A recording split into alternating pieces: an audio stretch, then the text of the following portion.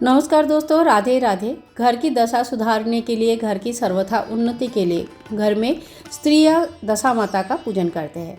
कई जगह पे होली के अगले दिन से 10 दिनों तक चलती है दशा माता का पूजा, और कई जगह पे चैत्र कृष्ण पक्ष की जो 10वीं तिथि आती है उस दिन दशा माता का विशेष पूजा अर्चना की जाती है। दशा माता का पूजा करने से घर में सुख शांति समृद्धि आती है, इसीलिए घर में दशा माता का पूजा करने का विधान होता है। आज के इस वीडियो में हम देखेंगे कि घर पर दशा माता का पूजा हम कैसे करेंगे। नमस्कार एंड वेलकम टू व्रत विधि उपाय। मैं हूं कौशिकी और आप सभी का स्वागत करती हूं व्रत विधि उपाय में। दशा माता की पूजन में पीपल का वृक्ष की पूजन किया जाता है। घर से बाहर कोई बड़े पीपल के वृक्ष में सभी स्त्रियां एकत्रित होकर इस पूजा को करते हैं। अगर आप घर पे करना चाहते हैं तो देखिए किस प्रकार से हम पूजा करेंगे। यहाँ पे हमने चौकी लगा लिया, लाल आसन बिछा लिया और आसन बिछा के पीपल के पेड़ का एक टहनी यहाँ पे इस तरह से मैंने ले लिया है।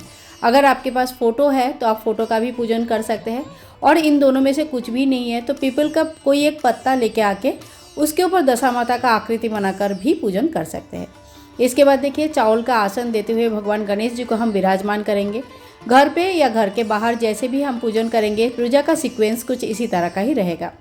इसके बाद श्री गणेशाय नमः भगवान को स्मरण करते हुए हम दीपक प्रज्वलित करेंगे।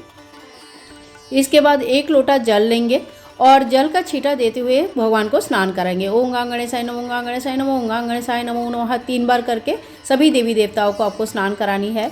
कोई भी देव वृक्ष की जब हम पूजा करते हैं तो देव वृक्ष में 3 बार जल चढ़ाना आवश्यक होता है। यहाँ पे हमने पीपल के जो छोटी सी टहनी हमने लगाया है उसमें भी जल चढ़ाएंगे और फिर कलावा चढ़ाएंगे भगवान को। ओम वस्त्रम समर्पयामि इस मंत्र का जाप करते हुए कलावा आप पीपल के वृक्ष को भी चढ़ाइए और दशा माता को भी चढ़ाइए। साथ ही में गणेश जी को हम जेनोई चढ़ा देंगे। और इसके बाद देखिए हल्दी का टीका करेंगे। दशा माता की पूजा में हल्दी, कुमकुम, मेहंदी और काजल, कहीं कहीं काजल यूज़ होता है, कहीं कहीं नहीं होता है, इन तीनों चीज़ों का 10-10 टिकिया लगाया जाता है।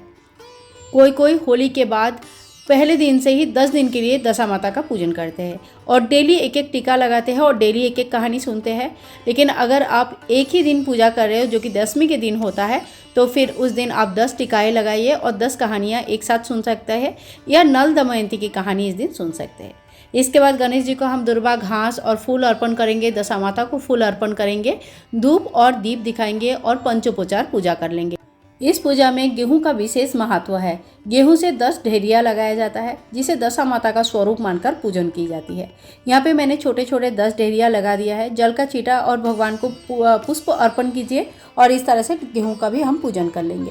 इसके बाद देखिए जो डोरी हमने बनाया है वो डोरी को हम पूजन करेंगे, तो इनको भी टीका करेंगे, फूल चढ़ाएंगे और जल का छींटा देते हुए शुद्धिकरण कर लेंगे। इस डोरी को पूजा के बाद धारण किया जाता है गले में। और इसके बाद देखिए जो 10 टीका लगाने का नियम है वो एक पूरा कागज़ हम लेंगे। सबसे पहले कुमकुम या रोली से हम 10 टीका लगाएंगे, उसके बाद हल्दी का 10 टीका लगाया जाता है और फिर मेहंदी का 10 टीका लगाया जाता है। कहीं कहीं पे काजल का भी 10 टीका लगाने का विधान है, तो आपके यहाँ पे अगर ऐसा कोई नियम है तो आप काजल का भी 10 टीका लगा सकते हैं। तो देखिए इस तरह से हम 10 टीका लगा देंगे और ये जो पेपर है इनको भी हम पूजन के जो चौकी है इसी में रखेंगे और इनका भी विधिवत पूजन करेंगे। दशा माता की पूजा में 10 अंक का बहुत ज़्यादा महत्व है। देखिए 10 कॉइन आपको लेनी है, 1 या 2 या 10 रुपये का या 5 जितने भी है 10 कॉइन ले लेंगे और चढ़ा देंगे और बाद में इनका दान होता है। गणेश जी के लिए अलग से हम भोग लगा देंगे। दशा माता के पूजा में 10 पूरी इस तरह से या पुए आप लगा सकते हैं। आटा और गुड़ से बना हुआ कोई भी मिठाई आप लगा सकते हैं, या 10 पूरी में 10 चम्मच हलवा लगा के भी भोग लगा सकते हैं। तो इस तरह से भगवान को भोग लगाया जाता है। पूजा के बाद अगर आप घर पर पूजा कर रहे हो तो इस भोग को घर के ही किसी बड़े मेंबर को दे दिया जाता है। जैसे सास या ननद अगर है तो आप उनको दे सकते हैं, या किसी पंडिताई को भी दे सकते हैं।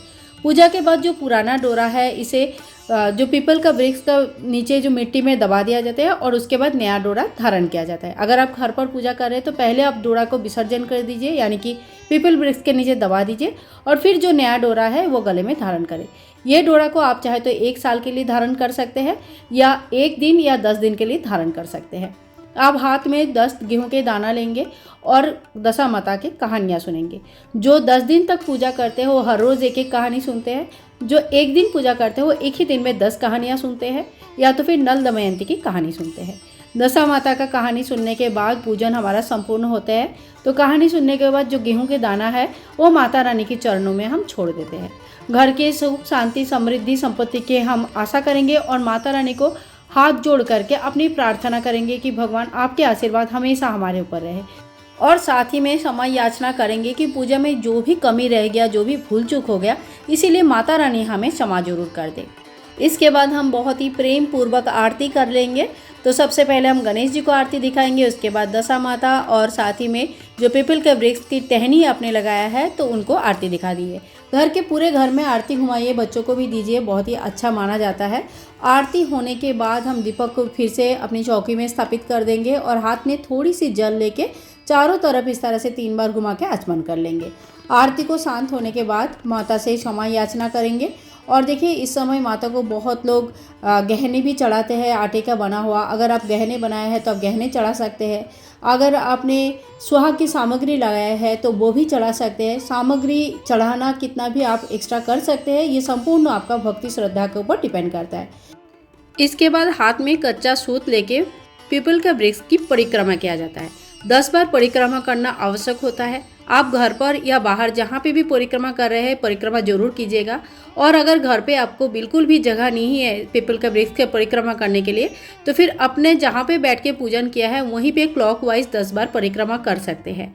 तो इसी तरह से हमें पीपल का वृक्ष का परिक्रमा भी करनी है और इस तरह से हमारा दशा माता का पूजा संपूर्ण हो जाता है। मैंने आज यहाँ पे बहुत ही सरल विधि से पूजन करके आपको दिखाया है। अगर पूजा आप लोगों को अच्छा लगा है तो प्लीज़ लाइक कीजिएगा और ज़्यादा से ज़्यादा शेयर कीजिएगा, ताकि घर पर अगर कोई पूजा करना चाहते हैं तो उनको बहुत हेल्प हो जाए। सबके लिए संभव नहीं होता है कि वो बाहर जाके पूजन करें या आसपास पीपल का वृक्ष उपलब्ध भी नहीं हो पाता है कभी कभी। तो घर पर बहुत ही आसान विधि से पूजन करने के लिए इस वीडियो को ज़्यादा से ज़्यादा शेयर कीजिएगा।